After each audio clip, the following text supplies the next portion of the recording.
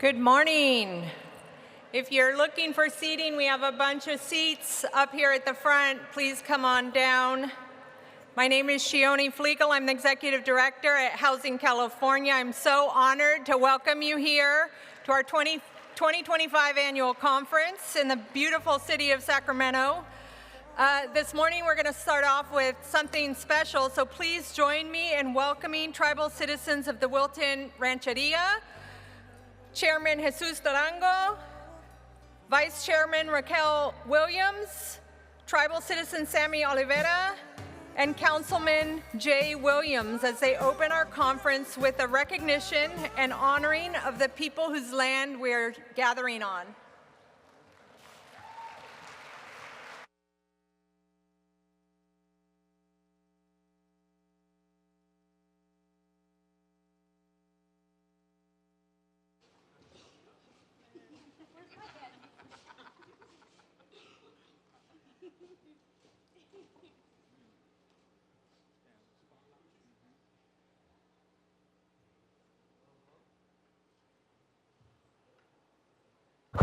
There we go. Kuchi Kalupa, Kaneo Yase, Jesus Tarango, Tribal Chairman of Wilton Rancheria. And before we get going here today, I just want to thank those people who organized this beautiful event and asking us to come here and open it up in a good way. It's something that I think over the last few years you've seen take its place at these types of events. And for us, it's a beautiful thing to know the land that you stand on. And so for that today, we're going to offer a land acknowledgement to honor those people that came before us. And we're going to have our Vice Chairwoman here open up in a prayer in our language. And there's significance there when the original spoken language is spoken on the land that it's on. And so we're going to do that. And then me and a couple of our citizens here, we're going to open up and offer a song so that everybody who traveled away from your families to do the good work of our state, that you guys are well taken care of here. We're going to offer that to you. Being an elected official, we understand that we wouldn't be able to do the good work that we need to do if you didn't have the support at home. So this is for you and your families as well, those people that keep you doing the job that you need to do. And so for that, I'm going to go ahead and open up with this land acknowledgement. Since the beginning of time as we know it, our ancestors have occupied the lower Sacramento River watershed, including the Sacramento and San Joaquin Delta. It is this land, that land that you stand on today, that the ancestors of the tribe once flourished with an opulent amount of natural resources and the sky filled with our winged relatives, the water filled with salmon and an abundance of other aquatic life. Gratitude is given to ones who came before us. We recognize the treatment through colonialism and attempted genocide of our forebears. It was their persistence, tenacity, and resilience that the descendants of those first people that inhabit this land are still here today, thriving. Wilton Rancheria, the only federally recognized tribe in Sacramento County, the descendants of the first people of this land welcome you. We ask that you acknowledge and respect our culture, our people, and all of our lifeways. We will continue to work together for the recognition and betterment of the well-being of our communities and all generations, past, present, and future. Tangi Komo.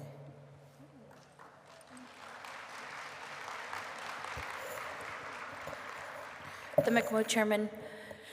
Hi everyone, my name is Raquel Williams. I'm the Vice Chairwoman for Wilton Rancheria. Thank you for the organizers to create space in your guys' agenda for us. We understand housing isn't just important to us, but it's important to us as humans, right? Us as people. So like Chairman said, thank you for the works that you guys do. Thank you for the sacrifices that you make. And I'm really proud to be here today and just wanted to express our gratitude. Uksaba Juneto, Sakako, and Nexka Echa, Amatama Opoli, Siniapa, Anima Neto, Silika Echa, Anukila La Huse, Kuneto, Wilitnem, Temakamo Mewakno, Oyisa Moku, Hoyi Yoyu, Uksaba Ethli, Ame Epilisa Echa, Temakamo Hoya de Urka Winakas. Oh, thank you.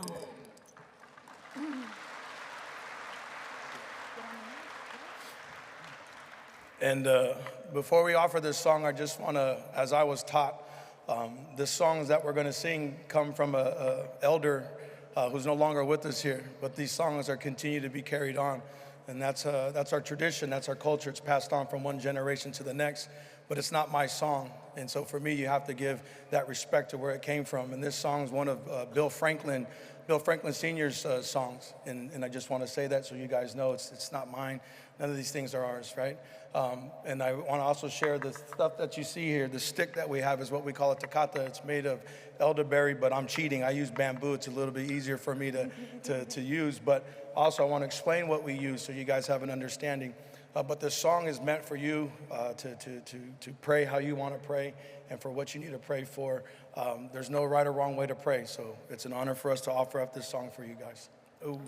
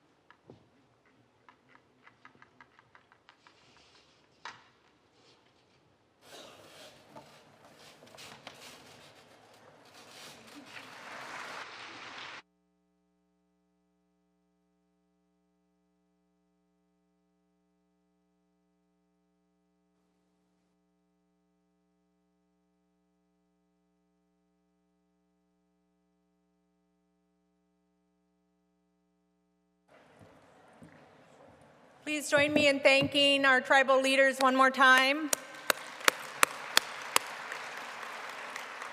It's wonderful to be with you all this morning.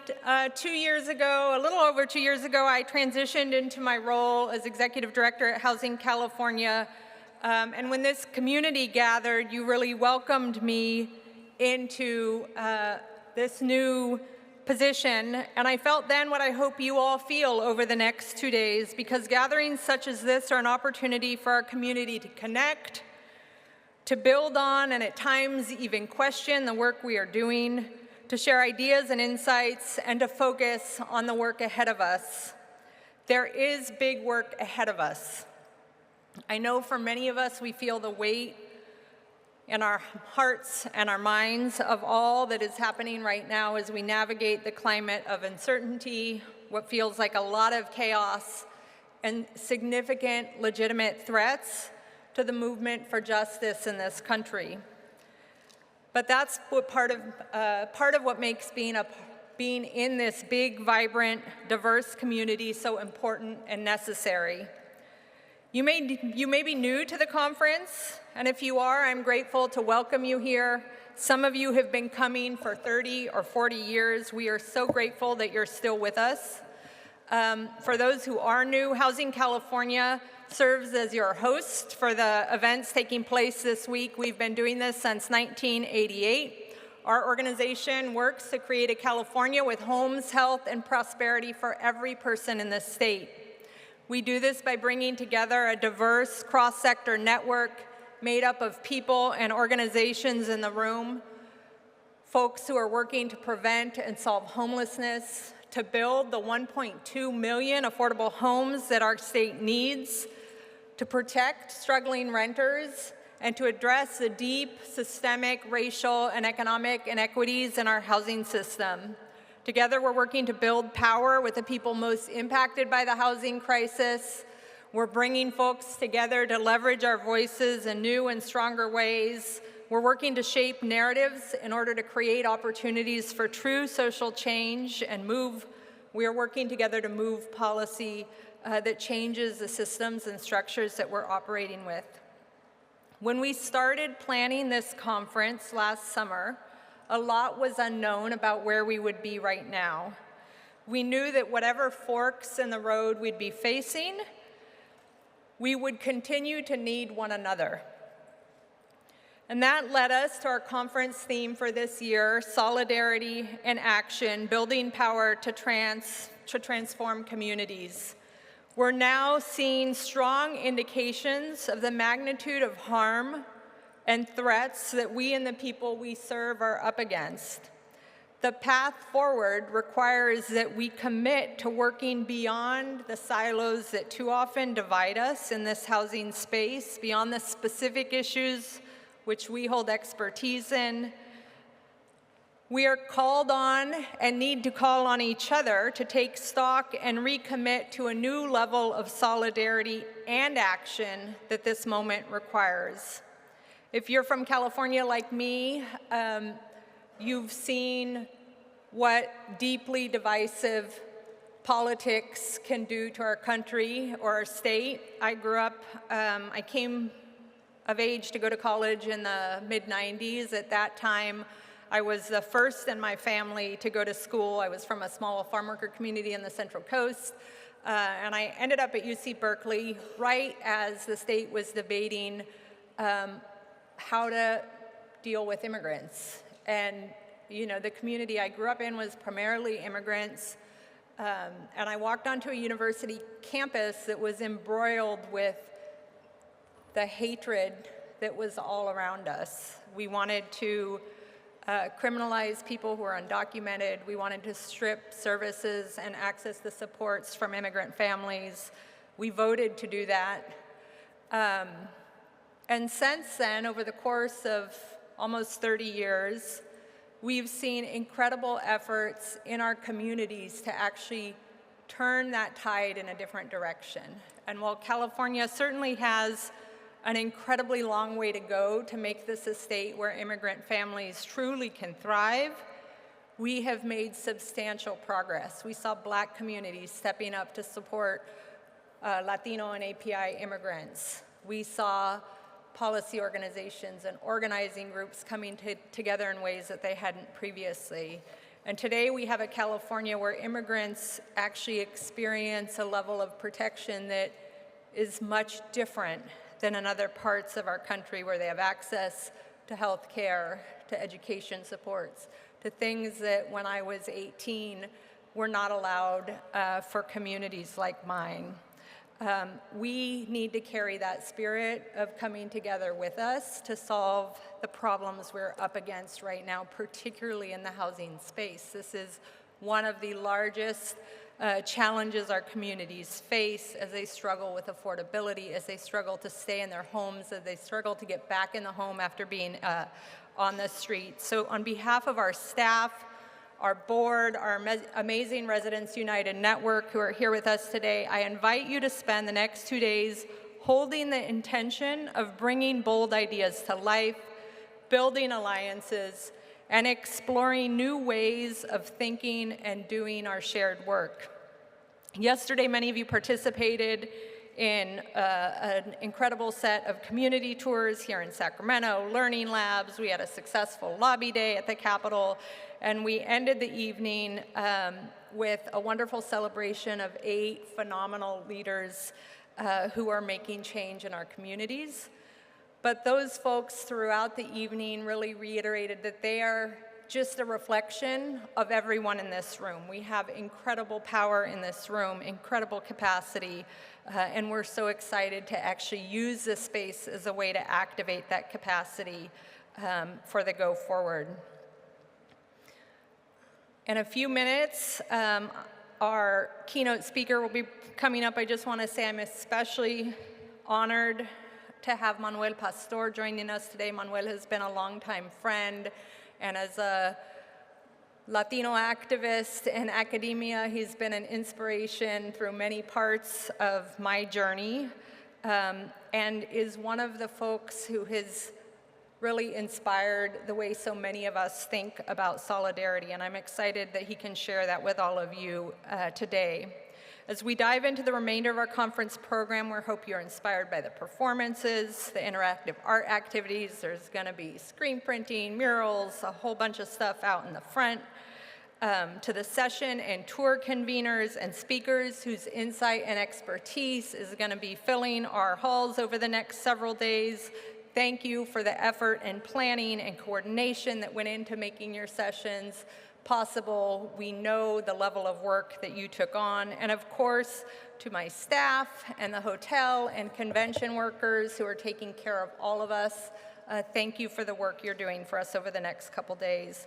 Finally, I want to give a special shout out to our local planning committee, who's been an incredible resource to make sure that we are giving you all opportunities to ground in the reality of housing issues here in Sacramento through the tours, through the artists, through the different pieces that come into our program.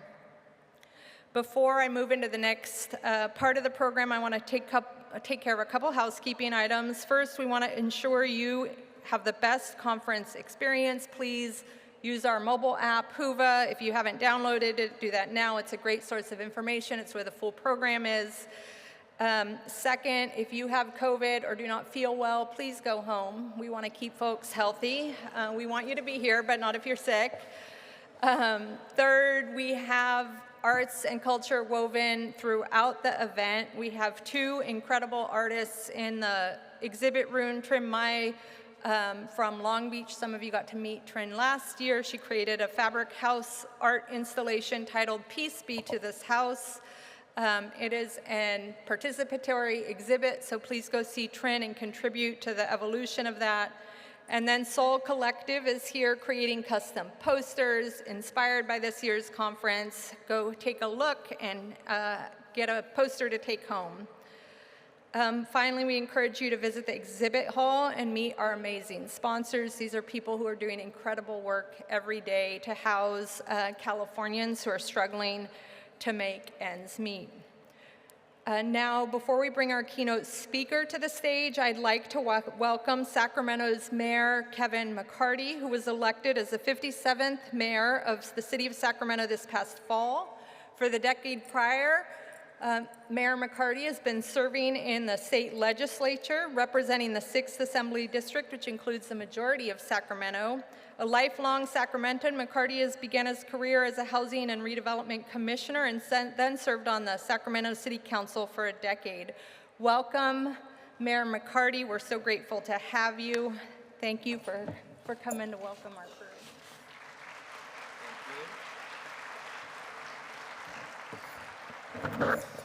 Well, don't welcome me. I want to welcome you to our capital city here for your 46th annual housing conference. So back when this issue wasn't as popular, I just wanted to give some perspective on the issue of housing and why it's so important and what we're doing here these last couple of days and over at the Capitol, but also just say that I appreciate you for stepping up in your communities across California, for advocating about housing affordability at all income levels. It's certainly become the issue of the day, but for the last 46 years, it's just been another issue. And just some perspective on how hot of an issue this is. So I spent the last 10 years over in the legislature, right across the street, where you guys spent yesterday, sharing the stories and talking about how important that is, and we'll get to that in a second. But we have a housing committee chair in the Senate and the Assembly. So for decades, the person who was the housing committee chair was just a throw-in. Like, oh, who are we gonna put in chair of the housing committee? Oh, just that person, they're like way down the list. Now it is one of the most coveted asks in the Senate and the Assembly because it's such an important issue all across California. It's certainly a controversial issue in certain areas, like as you know, in Southern California, some of these housing laws and changes are much more controversial than the northern part of California, but it's such an important issue for everybody across the state. And another little interesting perspective is I was just elected mayor in November, and a few days after I was elected mayor, they invited me to go and participate with the U.S. Conference of Mayors. So I went back east to Washington, D.C., and lo and behold, we sat down with mayors across the country, 200 mayors across the country, and I hadn't seen what their agenda was for 2025, and they said the number one issue that they want to address is housing. So it's not just a California issue, this is a Missouri issue, a Kansas issue, all across the country, focusing on how we could address housing. And certainly California has led the way. Some of the policies that I heard at that conference, looking across the nation, I was like, oh, California did that. We've stepped up and done that already. But it was heartening to see mayors in red states, red cities, blue cities, talking about how important housing it is, dealing with the issues of homelessness and poverty, but also just economic viability to keep their cities strong and have housing for the workforce for today and tomorrow. So certainly there's a lot of threats at the federal level, which you read about every day, and it's hard not to get distracted, but don't forget to keep your eyes on the prize. And that's focused right here in Sacramento. So I know you were here yesterday talking to the legislature. I'm sure top of your list is making sure that we get a $10 billion plus housing bond on the ballot, which I am 100% behind that.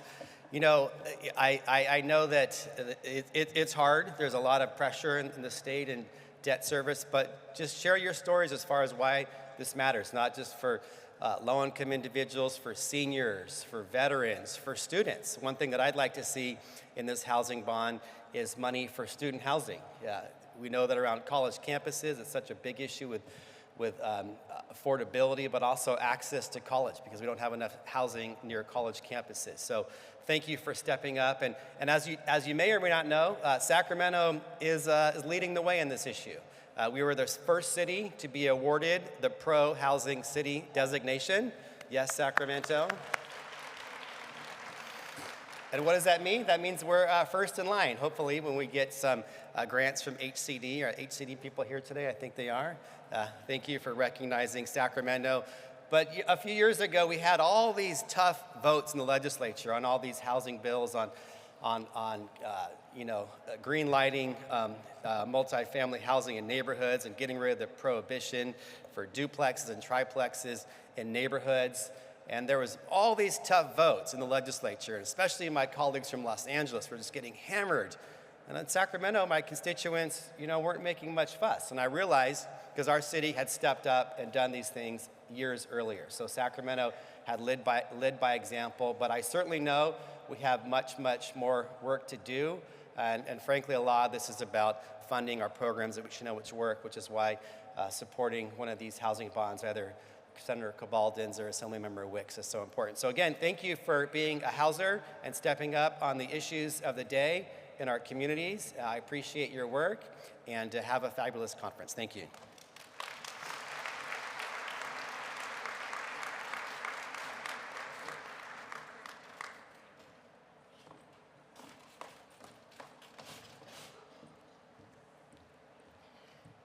Thank you again, Mayor McCarty.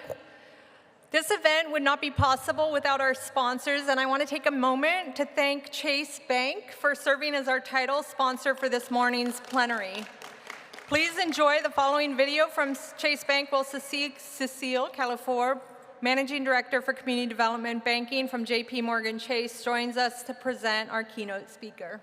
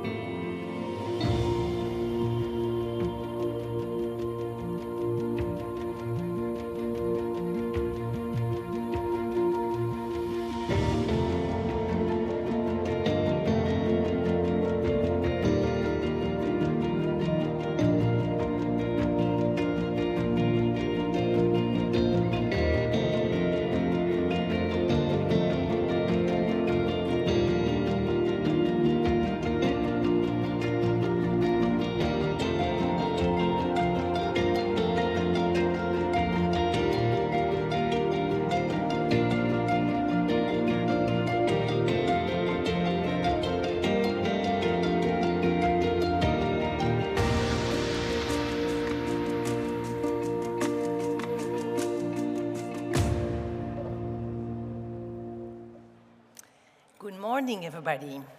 I'm Cécile Chalifour. I'm the head of the West Region for Community Development Banking for JP Morgan Chase. I'm also a houser. That has been my whole career. And in case you have not noticed, I'm an immigrant, and I'm very proud of it. And there are many people in this room, thank you. There are many people in this room who were here with me 25 years ago when I first came to US. I'm really honored that they gave me their support and their trust so I can be here today. I work very hard every day to honor that trust. But I do want to say is every single immigrant deserves the same.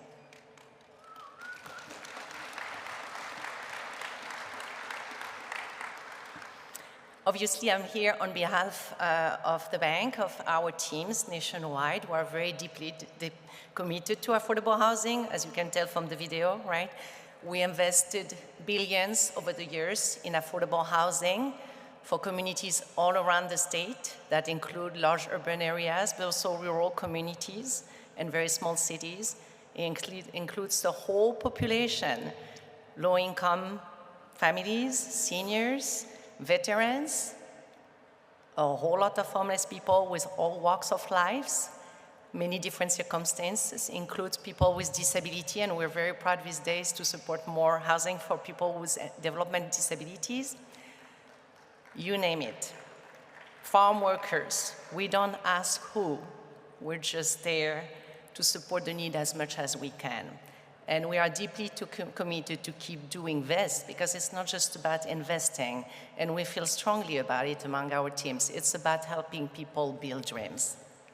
So we're not going anywhere. Just before I introduce the keynote speaker, I wanted to provide a little bit of perspective because as Shoni said, and Mayor McCarthy, thank you for mentioning that, our whole industry is facing some pretty serious headwinds. That was the case already last year. Obviously, it got more complex this year for all the reasons you guys know. But there is hope, right? I'll give you a perspective from my personal story. So I live in Pasadena. Unless you have not paid attention, you know what happened in Pasadena and Altadena. I'm lucky. I still have a home. A whole lot of my friends in my community do not. That's my childcare centers, it's my kids' teachers, it's my family friends, my own friends. It's all the businesses I usually go to, my yoga teacher, you name it, it's everybody. And I was reading the other day that only about 1% of people will get to go through a natural disaster during their lives. Yes, thankfully it's not that many people, so most of you probably will not. I will say it's extremely sobering because it's very different to see it on the news and to realize it's all your people and all of them need something. And what I have seen there, and that's what I want to share today, is what I feel actually lucky about, not just that I kept my home so I could welcome others, but what I have seen in real life is what community means. Because you can see like the devastation, obviously, and the loss, and you cannot really help people really completely cope with that loss. But what you see is like nobody is looking for themselves as like, I can redo this solo. That's not possible. Not one person even pretend it's possible. So people reach out, yes, for money, for ideas, for hugs. Some of them just say, that's what I need, right? To think together, to recreate, to reinvent themselves. Again, none of them think they can do it solo. And if you see some of this neighborhood, try to imagine it. Who is going to even fathom the idea of rebuilding a house when everything around you is empty and toxic, right? So they all know we have to do it together. It's obvious. You see it happen within like a few seconds of a disaster. And it's heartbreaking, but beautiful to watch. And for us here, as an industry, we're facing quite a bit of adversity, and we know that. I think we need to remember what's at our core and what we're really good at. Here in this room, we only do the work we do because we care for others, right? We don't just think anybody can do it solo. So if we remember that, we will not only succeed, we will emerge stronger. I'm very confident about this for all the people in this room. We have been through hard times. We're going through hard times. We're probably just at the beginning of the storm, but we will make it through if we focus on that core principle of ours. I found a great quote. I wish I could take credit for it, but you know, that's how it is. There's a writer called Luis Alberto Urrea, and he said very well, there is no them. There is only us. We in this room know that. That's what I've witnessed in Pasadena, in Altadena, and it will work. Anyway, with that, it's my deep pleasure and honor to introduce today our keynote speaker. We're on for a treat, people, Dr. Manuel Pastor. Dr. Pastor is a distinguished professor of sociology and American study and ethnicity at the University of Southern California, where he also directs the Equity Research Institute. His research has generally focused on economic, environmental, and social conditions facing urban communities and how the social movements seek to change those realities. He has authored many books, one around climate challenges, justice, democracy. Of note, two of them in particular he co-authored, Solidarity Economics, Why Mutuality and Movement Matter, and another one focused more on LA, South Central Dreams, Funding Home and Building Community in South LA. As a common friend of ours said to me when I was asking her about Dr. Pastor, she said, Dr. Pastor had the most beautiful story about 1,000 points of light. I don't know if we'll share it today, but how systems actually do change lives. He has an impressive list of accomplishments, but as importantly, he's a very powerful and magical storyteller. So please enjoy him, and please help me welcome to the stage Dr. Manuel Pastor.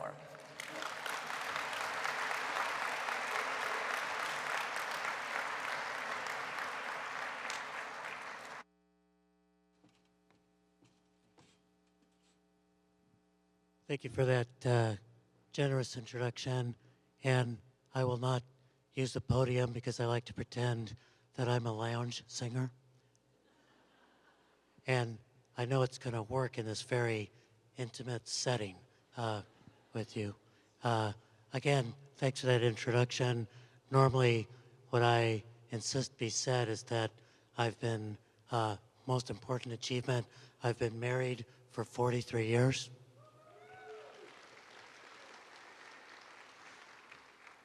Many of them happily, and what I've learned from that is that you learn from the bad times as well as the good times. You learn from the difficulties and challenges, as well as from the moments of joy. And certainly, we are facing difficulties and challenges in this particular moment. And certainly, uncertainty by the minute. I don't know how many of you are tracking, but this morning, just about an hour ago, in a stunning reversal, President Trump basically pulled back on the tariffs on Mexico for about a month. Now, this, he says, is due to Mexico's actions on the border. I think it's actually due to the pressure of hipsters who were worried about a shortage of avocado toast. So keep the pressure up, gang. We know it works. So I'll start with the talk in a minute. I always like to let people know before I really start speaking that if my voice sounds a little harsh or scratchy, it's because I have a voice condition called spasmodic dysphonia. It's actually the condition that Robert Kennedy Jr. has. You know, his voice is very scratchy. Mine is treated, his is not. If mine was not treated, I would sound like Robert Kennedy Jr. I would not be as delusional as Robert Kennedy Jr.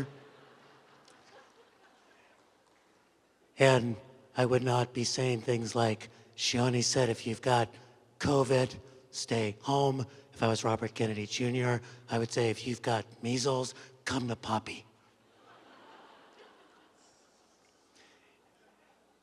And this is true, it gets treated once a month with Botox, because that's how we treat everything in Los Angeles. So we have been through some topsy-turvy times over the last nearly 20 years. The financial crisis of 2007, 2008, which laid bare the inequalities and speculation in the housing market. The election of Barack Obama and then the Tea Party backlash to that, leading to Trump 1.0, followed by a COVID crisis, the disease that revealed our illnesses as a society, the stark inequalities, the differences in health access, and of course, issues as well with status.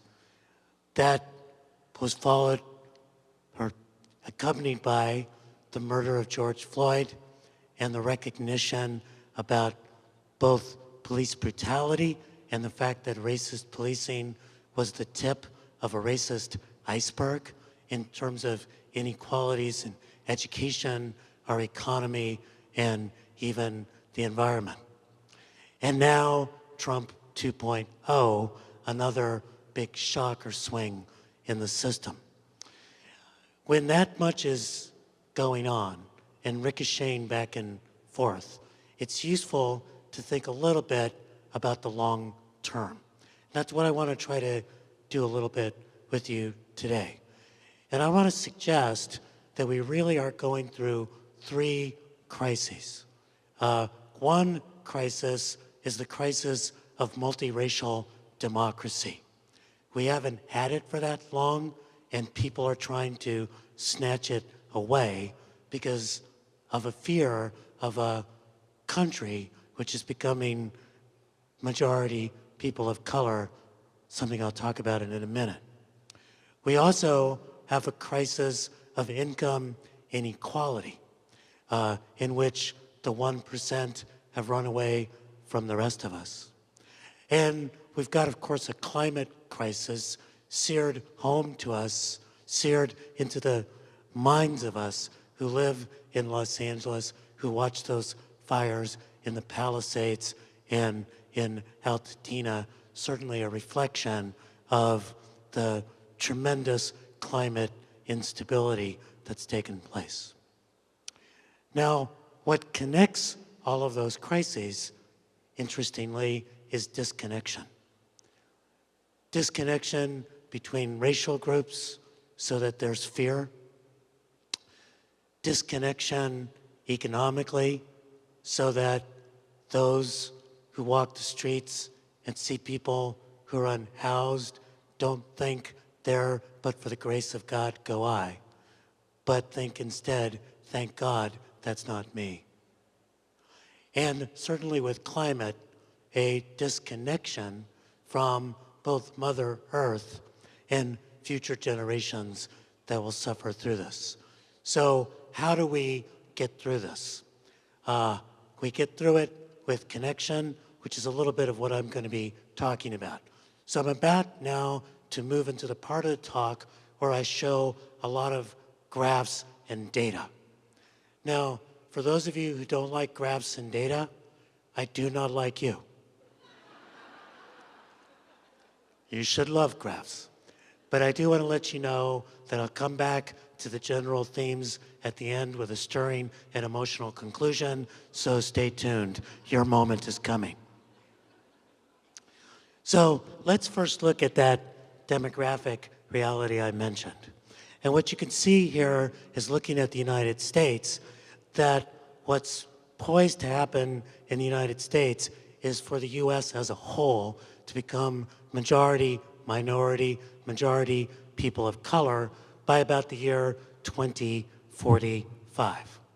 Now, what's interesting is, of course, that has fed into our politics, and some are fearful of the change that is coming. Others, like those of us from Los Angeles, all we can think is that for the rest of the country, you soon, too, will know the joy of a Korean taco truck. But as Shioni was saying, we've kind of seen this movie before.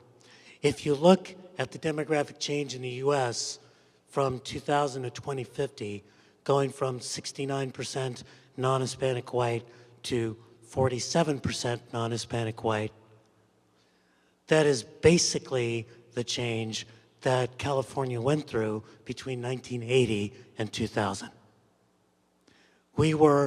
California was America fast forward.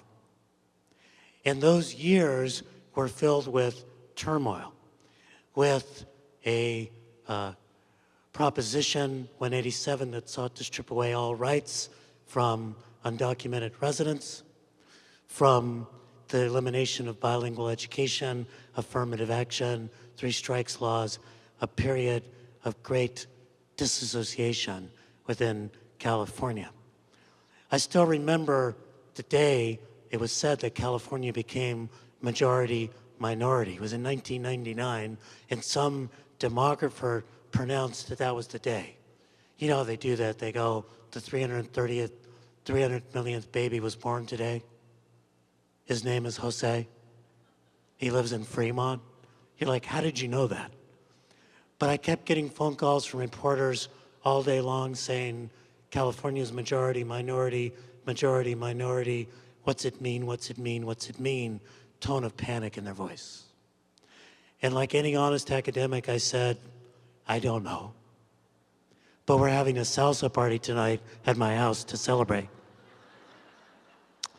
In the spirit of the new California, everyone's invited, but they need to learn a new step. And that's part of what California has been doing, but it's also part of what the United States now needs to do. Because if you look at the demographic change in California, we're actually slowing down. We are projected to see the Latino population grow as a share, but really not by that much. And part of the reason for it is that, I'll just move to here, is that we are not any longer the big receiving ground for immigrants. This is the share of all immigrants in the United States living in California.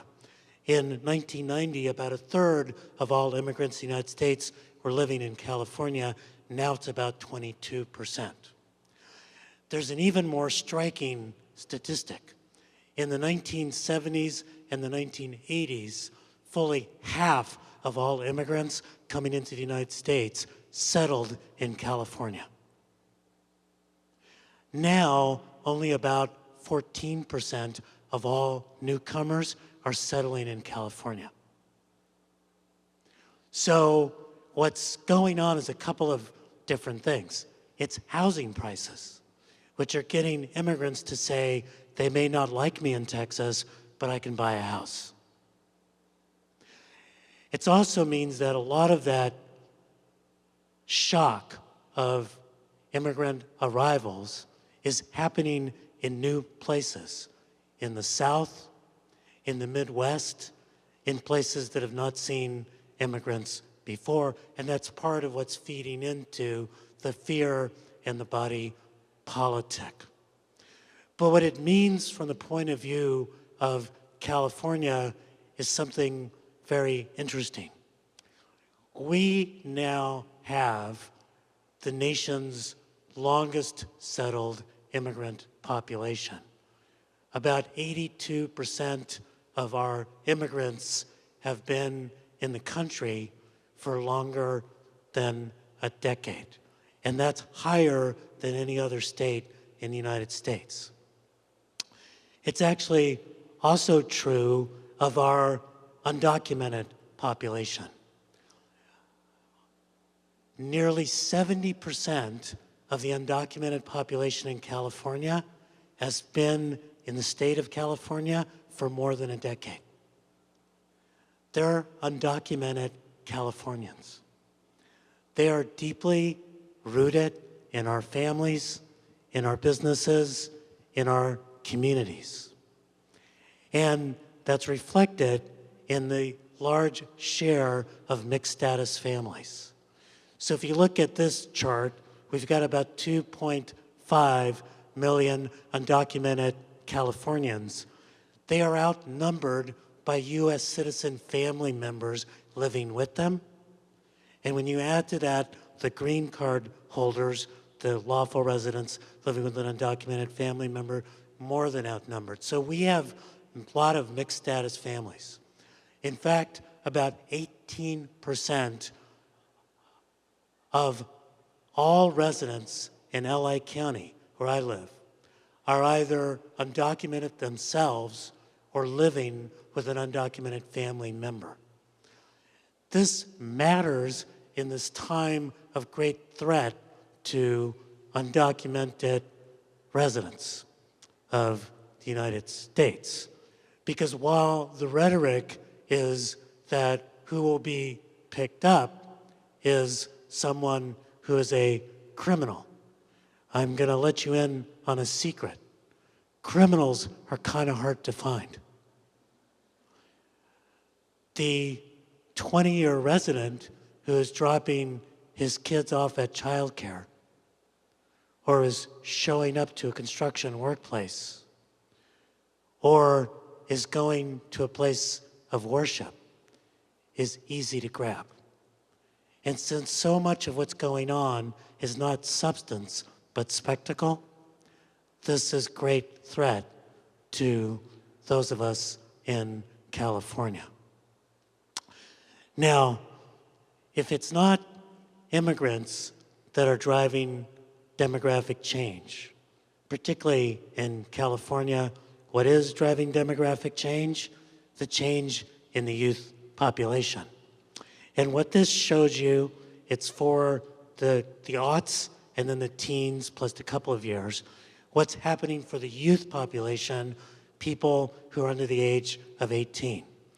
And if you look first at the non-Hispanic white population, what you'll see is that in both the decade and then the dozen years, there's been a fall in the young white population by about, adding it all together, about 1.2 million in the state of California. Now, I always like to reassure audiences that does not mean that 1.2 million young white people died. We would have noticed that. It would have been reported on Fox News and blamed on Obama because it must have happened during his watch. What it means is that there's more young whites moving into 18 and 19 than into 0 and 1. And what you can see is a slight decline in the black population, although some of that is people redesignating as multiracial.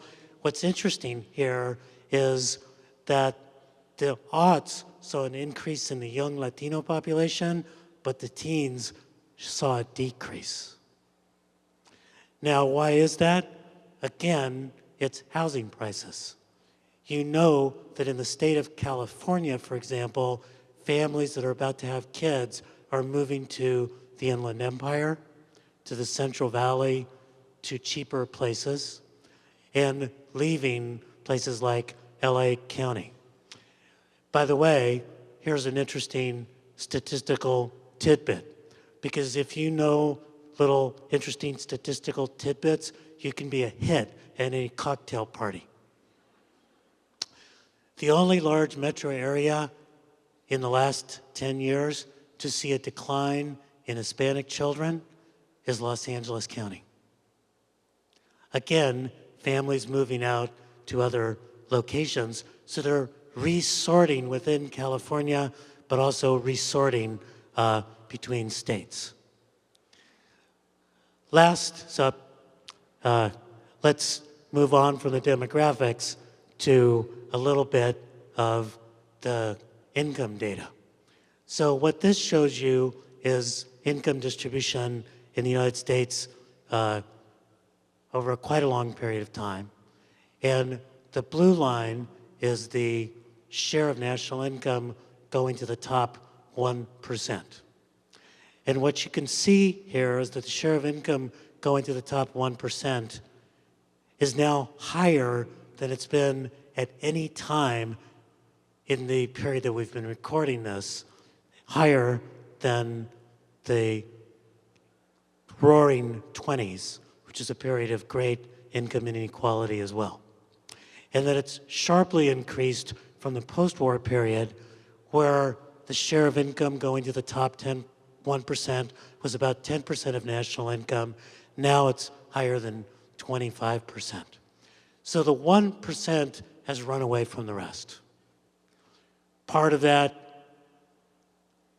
is what's happened to CEO pay. In the 1960s, chief executive officers made about 30 times what the average worker in his firm made. Now, the average CEO makes about 350 times what the average worker in his or her firm makes.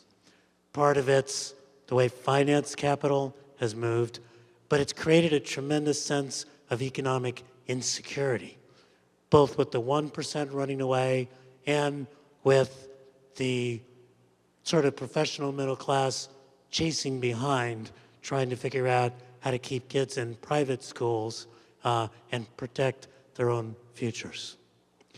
Some of this has come at the expense just of workers overall. What this shows you is the ratio of compensation or worker pay to productivity. And what this means is it's fallen, which is that basically, particularly in the last 30 or 40 years, workers have gotten more productive, but pay has not stayed pace with productivity. What has that meant in California? This chart shows you along the wage distribution for people at the 90th percentile, meaning 10% make more, 90% make less. At the 80th percentile, 20 make more, 80% make less. The middle, and then the lower groups. What has been the change in real income for full-time, year-round workers of prime working age in the United States and California? And what you can see here, the gray bars are the United States, the golden bars, the golden state, that we've had growing not just income inequality with the 1% running away from the rest, but with those of us who are professionals winding up seeing incomes go up, and with people who are not seeing their incomes either stagnate in the middle or fall. For those of you who don't like graphs, and again, I really don't understand you. One way to think about this is I'm a professor. I make a lot more money than professors ever made in the past. Good with technology, speak a few languages, can give talks. My dad was a janitor. If he was alive, he would make a lot less money than janitors make. Now, one little thing I want to leave you with before moving to the next graph is that when people think about that, they talk about the returns to skill, that somehow that's shifted. But when you think about it, being a janitor is skilled work. You came in today and this place was clean. Somebody did this. How many of you have children? How many of you drop your children off at childcare? How many of you say, wow, I'm glad they have no skills? It's low paid, but highly skilled work. So we've had a shift in rewards, but it's not clear it's a shift for rewards around skill. Sometimes it's around education. Now, the other data to take a look at is, of course, some of the racial inequalities. And what this shows you is median household income by race and ethnicity. And you could see here something that's probably not that surprising to you. White households making more than Black and Latino households in the state. In the state, Asian households make even more than white households, although this is the most heterogeneous population, with some households making quite a bit. Think Chinese, South Asian, Indian engineers. Some households making quite low household incomes. Think people who work in nail salons. So familiar graph, but the next graph, same groups, same scale, but looking at households with children under the age of 5. And what you can see is that the inequalities are a lot sharper, with white household income about twice what it is for Black and Latino households, Asian household income a little bit higher. What that means is that we're baking inequality in, and this is a big concern. Now, it is easy for all of us to think, gosh, the way that we're going to address that is to address education and education opportunities. And certainly I believe in that. I believe education is important. I also think, since I work at a very expensive private school, that some of you should pony up and send your kids there. But the bad news is this. This is median wages by education level for working age adults. As you move from left to right, more education. There's a message there that I think most of you would like, which is that as you get more educated, your wages go up. But the challenge is that at each and every level of education,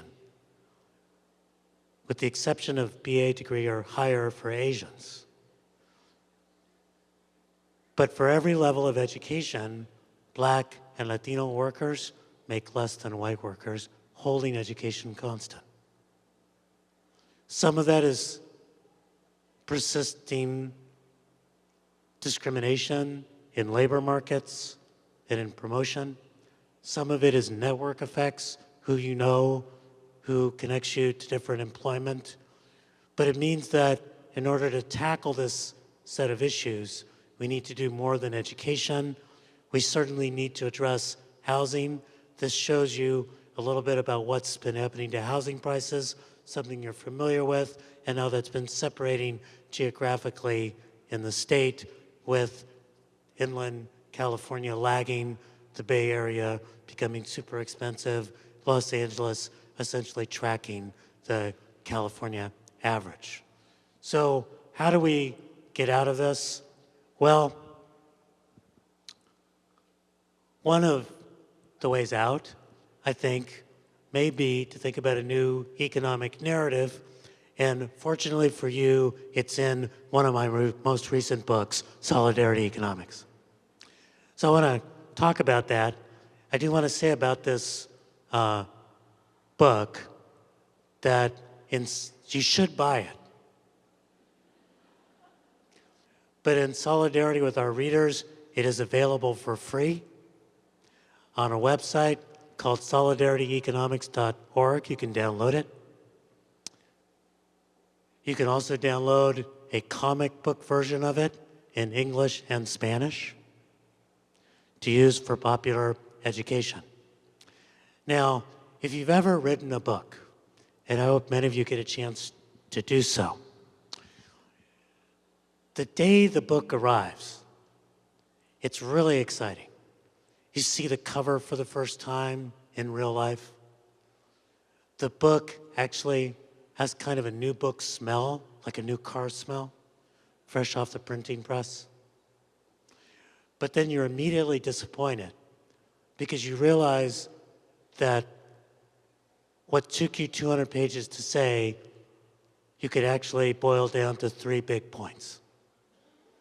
So let me save you some time. Here are the 3 big points in the book.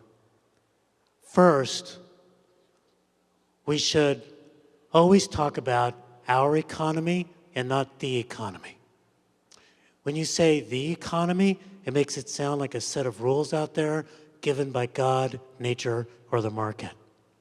When those are rules and guardrails that we put in place ourselves. The way that we protect property rights, the way that we engage in taxation, the way that we promote or do not promote unionization. And when we talk about our economy, we see our role in it. Second, we should recognize something very fundamental, which we've done a lot of statistical work on, but I'll tell you a story first. I am lucky enough at the University of Southern California to have an endowed chair. An unusual, well, first I did not realize they'd literally give you a chair. So I have this really cool wood chair in my office. But I'm lucky enough, some of these chairs don't have a lot of money associated with them. This one has a ton of money. So I asked the person who endowed it, how did you make so much money? And he said something very simple. He said, well, I treated my customers right, I treated my workers right, I treated my suppliers right, and the business worked out.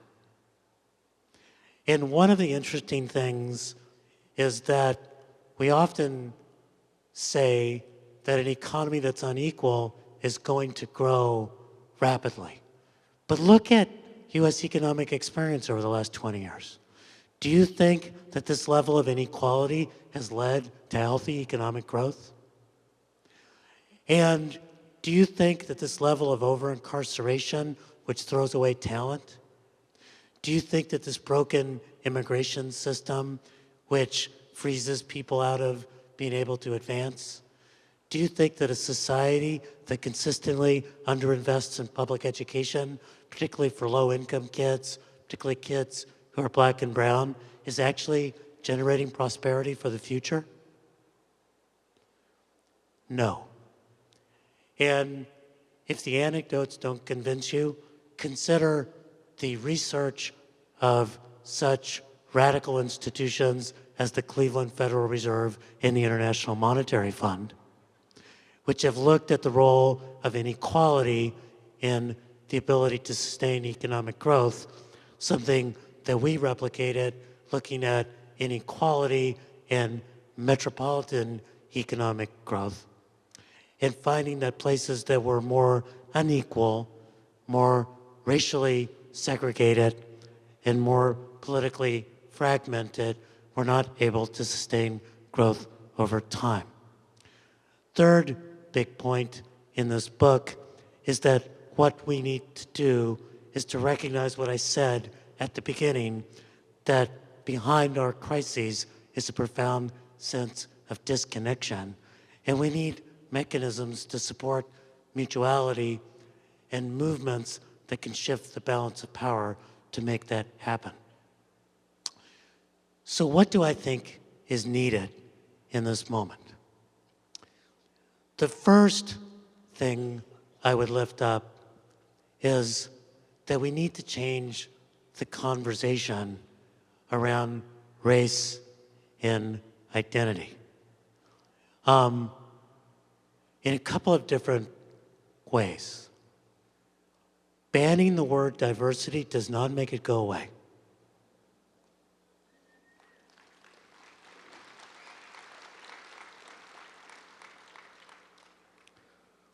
But dragging people through a training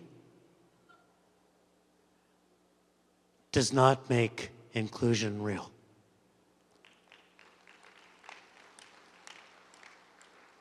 Material opportunity does. And so we need to be data-oriented, we need to be forward-looking, and we need to do something that's extraordinarily difficult for Americans to do. Hold two ideas in your head at the same time. One is to recognize the difference in our experiences because of racism, and recognize the common ground that will need to be there to bring us together. And I want you to notice something about the way I spoke today, and to lift the veil on this just a little bit. I talked, I hope, a lot about race, racism, and difference, but I called you in versus calling you out. I used a little bit of humor, and I talked about how we could use this to come together. We need a new take on race and identity. We also need a new vision of interdependence. I love this graph on the right, partly because it's animated, and I think that's cool, but also because of the story that it tells. And to prompt that story, again, how many of you have children of any age? How many of you want your children to do better than you? How many of you want your children to do worse just to teach them a lesson? So you better hope that your kids do not just better than you, but like 40 or 50% better than you, and that everyone else's kids do 40 to 50% better than you because of demography.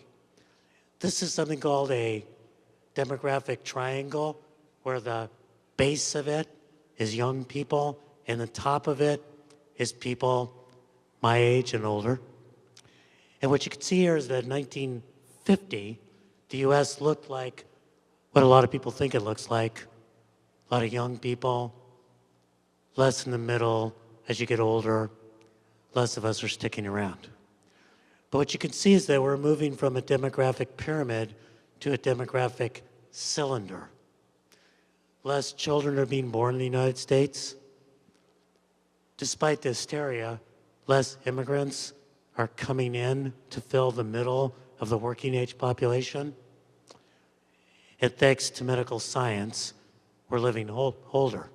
So the so-called dependency ratio and the productivity of the young is going up, and we'd better make sure we invest to make that happen.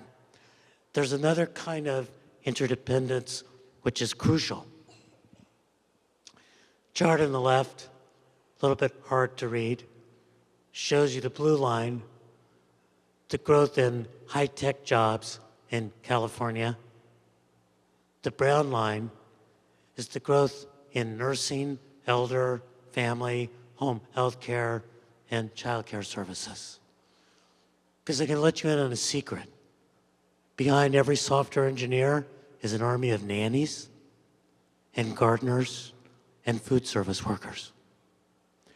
And those two kinds of labor go together.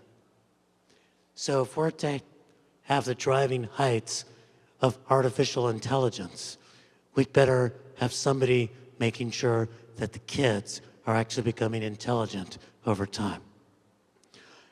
We also need a new accountability in terms of making sure that we are delivering on our promises, and a new set of policies. But I actually want to say just a word about this and then come to a close. This is an interesting room. Not just because it's big and cavernous, and for most of the time I couldn't see any of you, but also because it's a room of people who do development and pencil things out, and a room of organizers who try to shift the balance of power, and a room of policy advocates who try to translate between the two and change the rules. And we can often think that we're all doing different things. But in fact, we're doing the same thing. If we want the housing to be built, we need those of you who do development.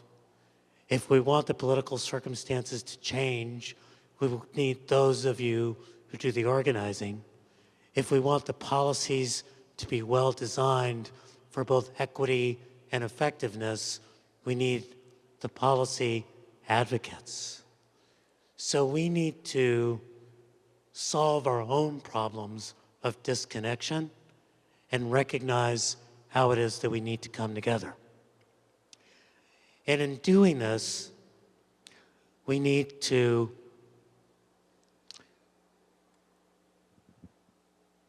think about a few things.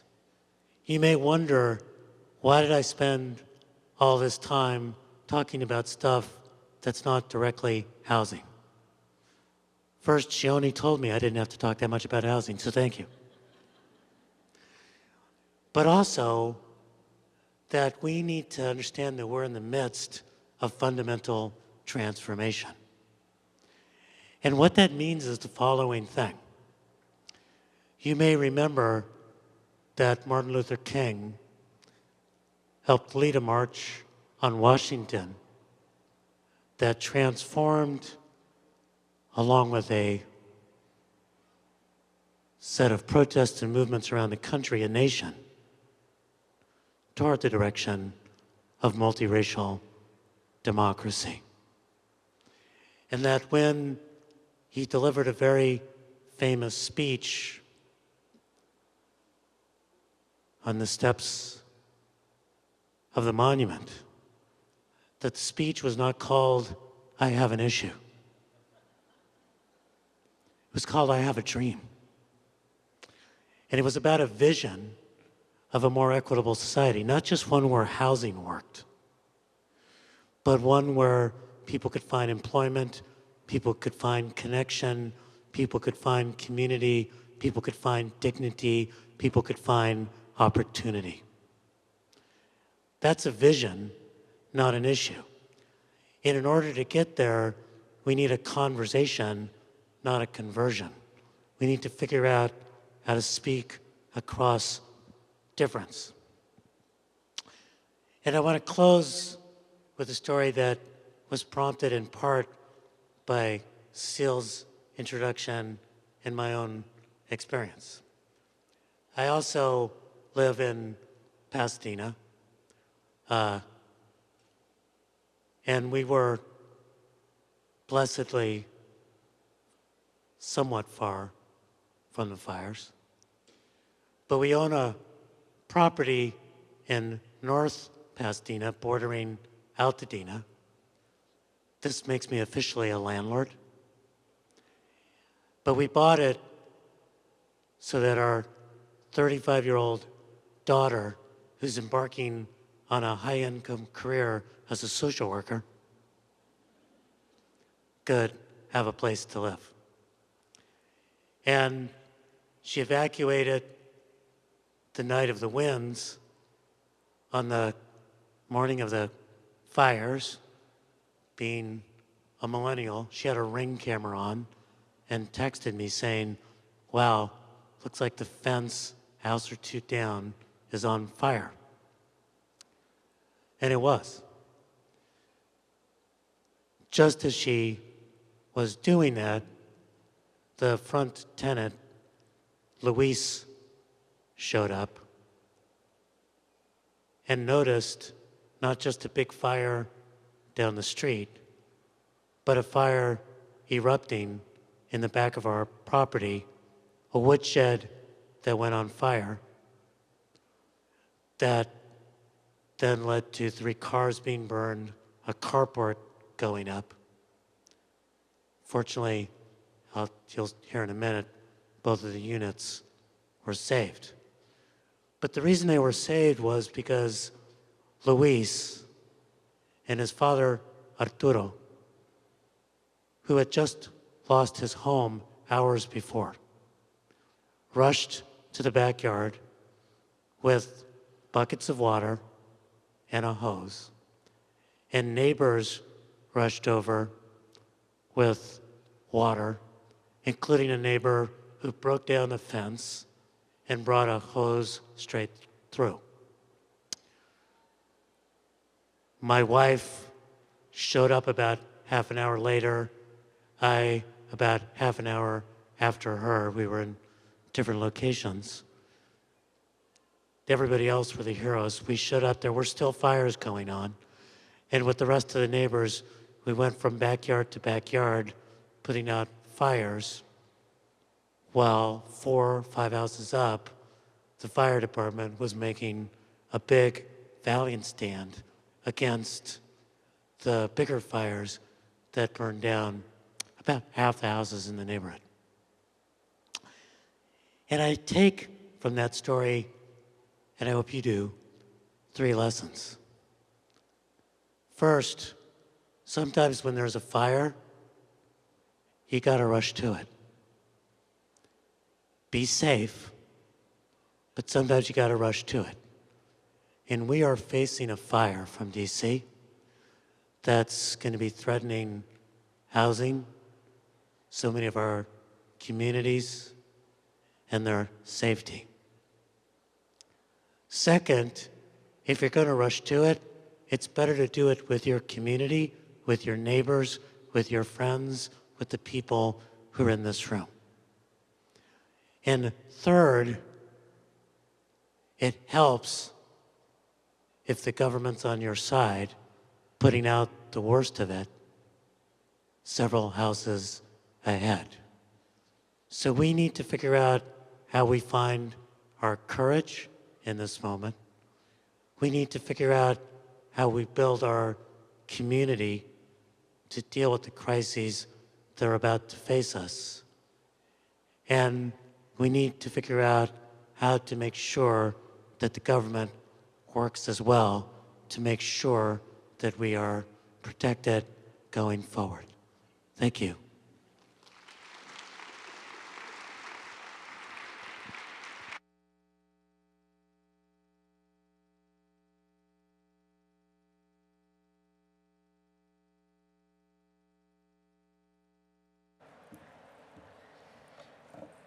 Thank you, Manuel, and thank you for the encouragement to run towards the fire, to bring our communities with us, and to build the government that actually works for everyone. Next, I'm going to invite Ari Beliak, President and CEO of Merit Community Capital Corporation, our Housing Justice Awards sponsor, to come to the stage and provide a few remarks recognizing this year's awardees. I know some of you got to hear directly from the awardees last night, but we didn't want to miss an opportunity to share their incredible achievements and leadership with all of you today.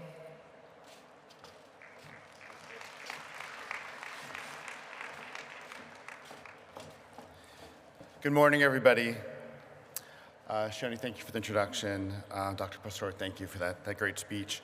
So I was introduced as Ari Bellick, the President and CEO of Merritt Community Capital, and that is my title, and I'm honored here to represent the great people at Merritt who work with you on a daily basis.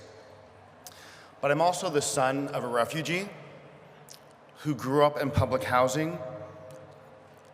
The father became a social activist, and I marched with him on the lines. And I was lucky enough as I grew up to find that there was this amazing industry, this amazing group of people who were solving our state's housing problems. And I'm honored to be working with all of you. Last night was an amazing night. It was the first ever, the inaugural Housing Justice Awards ceremony, and we look forward to many more. And we celebrated last night 8 incredible leaders who exemplify a commitment to our values of homes, health, and prosperity for all Californians. It was a really special inaugural ceremony, and it was an opportunity to uplift stories of progress and success within the housing justice movement, and space to be in community with one another. This program was dedicated to 2 esteemed Housing California board members, Willie Stevens and Alfred Diaz-Infante, who are no longer with us, but whose passion and leadership was representative of the kind of energy we need to sustain our movement, and who remind us how important it is to care for each other in our work. So I was honored when Shioni called and asked if Merritt could support the Housing Justice Awards. And really because it's an intersection of everything that Merritt believes in. So what does Merritt do? Merritt invests in affordable housing and people to build a greater California. And those investments were a social enterprise that we do with all of you. We take that and we reinvest that kind of in the peoples and policies that make California work. So what do? We support the next generation of housing justice awardees. And when you work with us, you not only get a solutions-oriented team where we can build 12,000 homes together and house over 30,000 people. You not only get a great partner who's going to work with you not just while we're closing the transaction to build a community, but also while you are operating it and when we hand back the keys to you so that you can keep this housing affordable in perpetuity. But you also get a real partner, a partner who is helping you hire and train and maintain the great people that work in our industry that do the great work that we do on a daily basis. That investment with us is an investment in California. It's an investment with all of us. And so we have programs, entry-level programs, our Merit Scholars program that I know many of you are familiar with, and we have 20 Merit Scholars out here at this conference, which I hope you get to talk to, and 20 Merit Mentors, which I thank you for working with them to get people into the industry. And I'm really excited to say that 75% of our Merit Scholars who have graduated are now currently working in the system. So you have people who you hire to first work with you. We fund programs for development for interns to work with you. And then after we build this housing, we need property managers. And so we fund property management programs and partnerships with community colleges so that you have people who work in your housing. We have people who assist with the asset management. We fund training programs so that they can keep these properties strong in perpetuity. And of course, we fund HDTI with LISC. And in order to do all this great work, right, so we need the money, we need the investment, we need the people, but we also need the policies to make this successful. Which is why, of course, we fund policy programs for people to get into this industry, but it's also why we were proud to stand with all of you last year in support of Prop 5. And it's why we are going to be proud to stand with all of you as we get this housing bond passed. So, you know, what we do here, all this work, it's what we call a virtuous cycle. And Dr. Pastor talked about how it's our economy, not the economy, and how mutuality really matters. So at Merit, we believe in this virtuous cycle that we talk about, and that is when we work with you on a daily basis to fund your investments, and we make money off that we can then use back in funding these workforce development programs and funding this policy so that we can all be stronger and continue. And to support the next generation of housing, of justice housing awardees. So I'd like to take a moment to recognize the following housing honorary awardees and ask that each of you who are here, please raise your hand and stand up as you hear your name. Allie Cannington, Director of Advocacy for the Kelsey.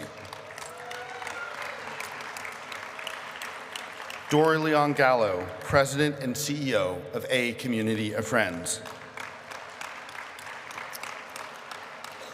Jose Asuna, Director of External Affairs at Brilliant Corners. Joyce Roberts, Steering Committee Member for Residents United for Run.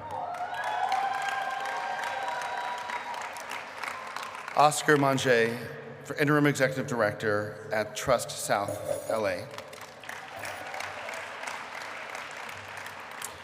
Reverend Dr. G. Penny Nixon, Faith Director for the Housing Leadership Council of San Mateo. Roxanne Wilson, Homeless Services Director for the County of Monterey. And our Legislator of the Year, Senator Luis Gomez Reyes from the California 29th Senate District. So I would encourage you to find and congratulate these amazing awardees, to talk with them about the work that they have done, to be inspired so all of us can do more impactful work together. I also encourage you to find those 20 Merit Scholars who are wearing nice little pins and make sure they have jobs before this conference is over. So a few quick reminders, some housekeeping items. The first set of workshops starts at 10:45 a.m. in the second floor meeting rooms. HCD office hours are also available until 4 p.m. today in meeting room 8. Informal tabletop discussions will be held today during today's networking lunch back here in Hall D. You can join an existing table discussion or sign up to host your own informal discussions. We look forward to seeing everyone together again for our afternoon plenary starting at 4:15, where you can join a lively discussion with housing leaders on reimagining the role of the state. And thank you and have an amazing conference.